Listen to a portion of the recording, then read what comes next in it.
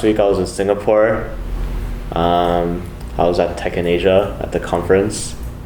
I had chicken rice for the first time. A lot of the companies I talked to last year, they were really interested in new market entry. This year, I think a lot of startups that were there had a very clear idea of where they wanted to expand to, whether that was Southeast Asia or North America.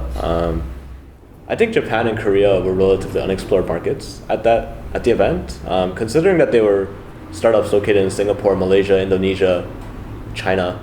Rarely did I come across a startup that said, we want to expand into Korea, we're looking to expand into Japan. The Singaporean startups, at least, were looking at Southeast Asia as a point of expansion. So this year, I think a lot of hardware startups, they had already affiliated with the accelerator that was offering crowdfunding as part of their go-to market strategy.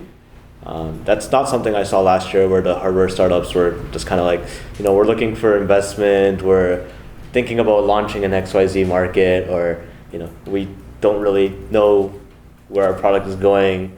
So I think that's a really big change this year. Just seeing that they're really focused on getting their product onto crowdfunding campaigns, and that the accelerators are actually the ones helping them to get there. A couple of the VCs also mentioned to me that IoT and hardware crowdfunding is really a hot thing in Singapore. When I did ask the startups about this, they were saying that the accelerators had a deal or an agreement, or they were working with Indiegogo. Didn't really hear Kickstarter, which was interesting.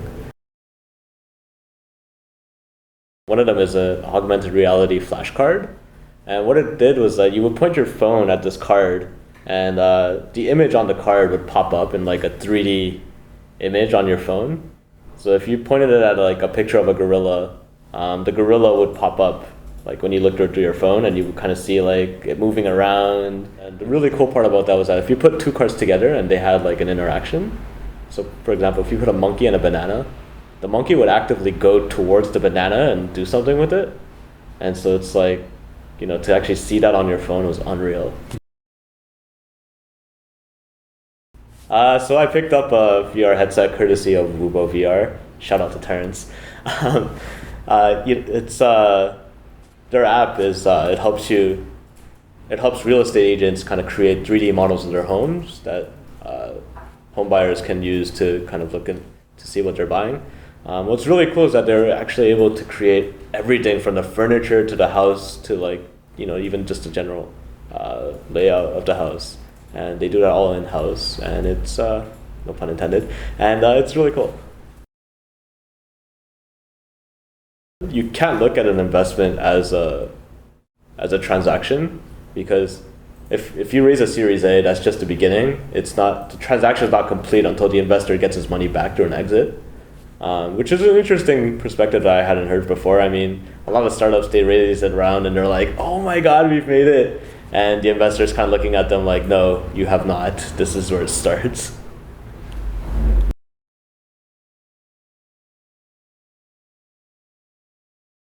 I think startups need to have more swag at the event. I could have definitely had a few more cool things to my bag.